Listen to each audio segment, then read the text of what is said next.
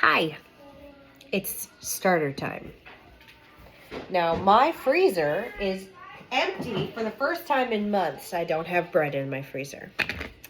I was getting low and I did need to bake, but we had a snowstorm.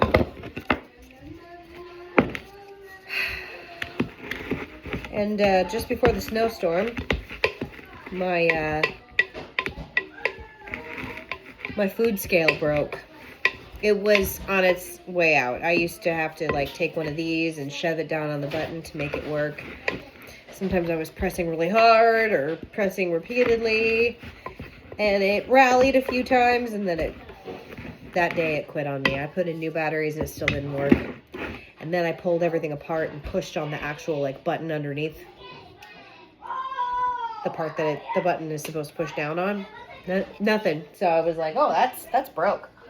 That's broke. So, new scale. This is how much I have left from today's batch. Now, that's quite a bit. And I'm not going to measure exactly how much it is, because I don't do that anymore. That could be 400. That could be 500 grams.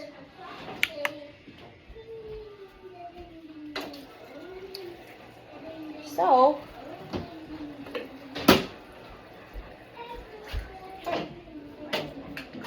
I'm filling up my water to make 6 loaves of bread. I think I need at least 1,600 grams of starter. I think. Sometimes I wind up with just that, and I'm left with some dregs in my jar, and I dissolve them into the water and feed it, and it takes a little bit of time, but those organisms start feeding again. This time I had a lot. I'm not going to need as much of anything. So I think what I'm going to do, I think I'm going to put in 650 or 700 in water.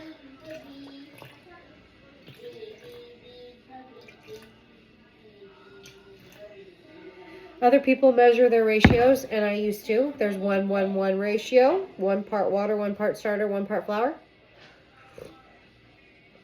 I learned that to make it really robust and give it a nice long time to feed before you have to use it, and to keep it feeding for a long time, so it's at peak for a really long time, that you can feed it like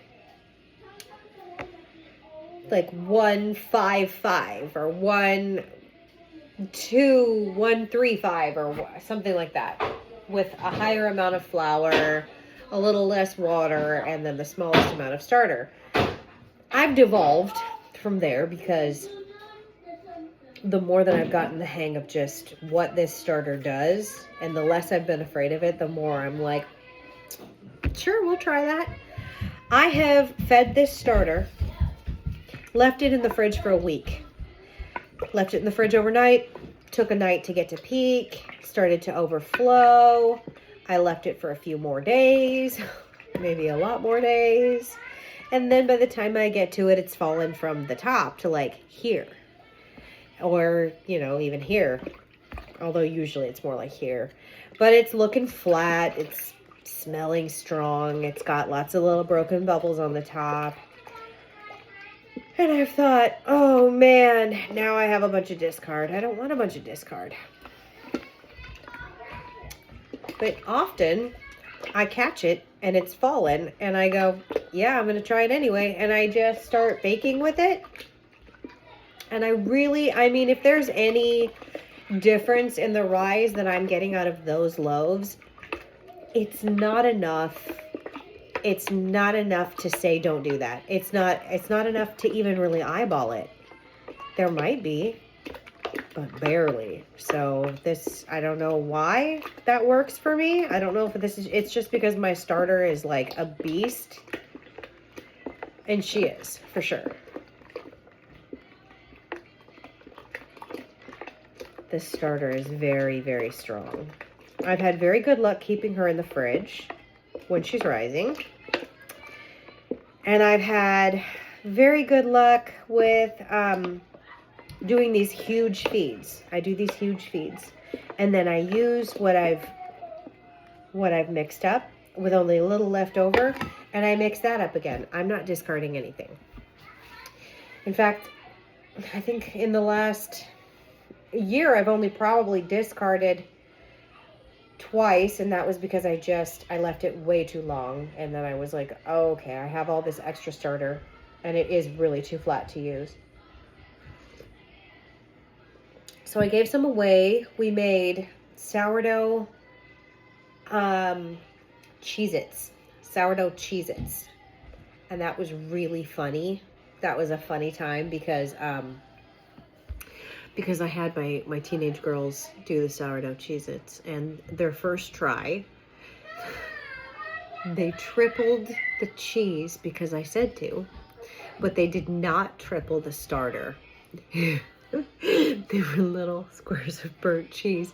It was so funny, and we ate them, by the way. Like, we ate them. They were still good. Okay, time for flour. I mixed my starter in so that this is liquid starter.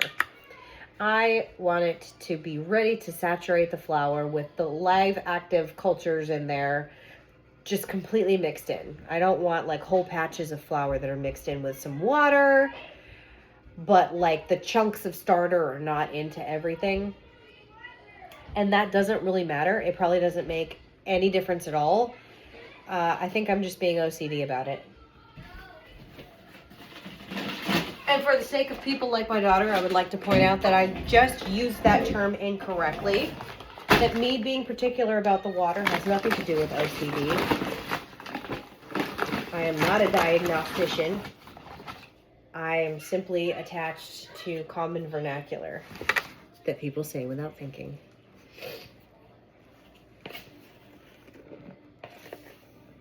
How much water did I put in there? Like 650 something? Okay, I'm gonna put in... This video might not help anyone, but I did start out measuring everything using much smaller jars. I needed more. I needed more bread at a time, so I upgraded bigger and bigger jars. I upgraded bigger and bigger feeds. My point here is if you have a good strong starter and you've got a little jar and you only need to make, you know, one loaf of bread and you only need 300 grams of starter and a little left over to feed it again, then I would keep the tiniest amount of starter. You hardly need anything left. You can have the dregs in the bottom. You can have, you know, the scrapings off your spoon. You add that to something and you liquefy them. And then you say you need 300 grams of starter, then you get yourself 150, 160 grams of water,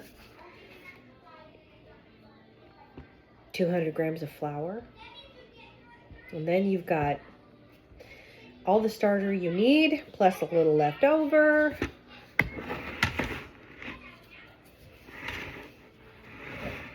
If you watch these videos and were hoping that you were going to see me explain how I do things with an exact formula and a clean kitchen, you're going to be disappointed, and I am not the one for you. I do like my kitchen clean. I sure do.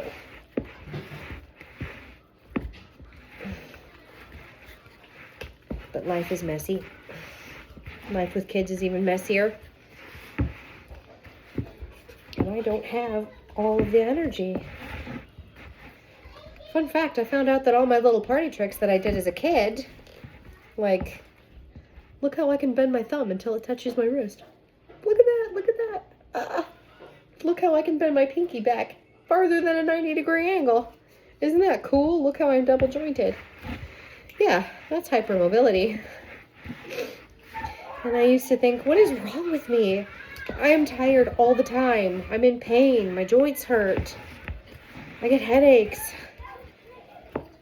All kinds of things. All kinds of things. I used to think I'm so defective. What is wrong with me?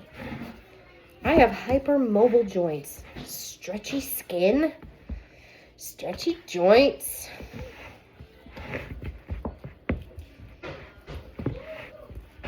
So now I know I only have so much energy to give every day.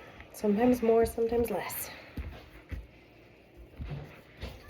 So I just build systems that kind of work for me, and a lot of those systems are chronically messy most of the time. This sourdough thing, 6 loaves a day until my freezer is stocked. So I have it to give, to sell, and to eat. This took some energy to build, and it still takes energy to maintain, but I have got it so down. I could do it in my sleep. I kind of do it in my sleep. When you add more flour than water, I will just have you know, it might not be such a big deal when you're using a smaller amount of starter, but I am like churning cement here. That's what it feels like. I'm churning cement. No matter how many times I do this, my shoulders never seem to build up the muscle to easily do all the stretches and folds without my shoulders burning, and my hands and wrists never seem to get used to this churning of the starter.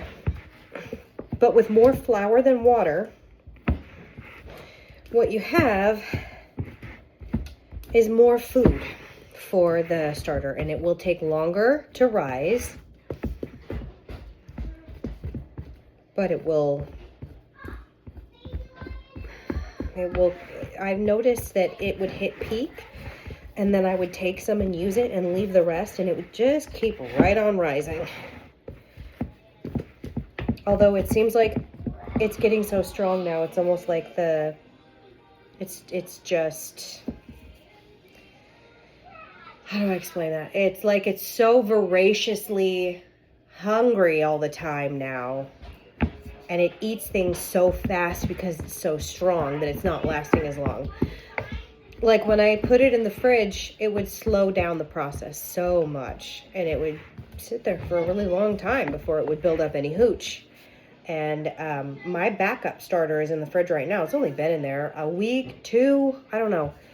There was a time when backup starter would sit in the fridge and it would stay really, really in a, is that word stasis, where it doesn't do much?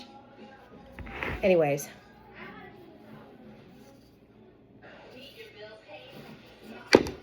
All right. Now it's much faster than that. So I just mixed all that up. It's at the 7.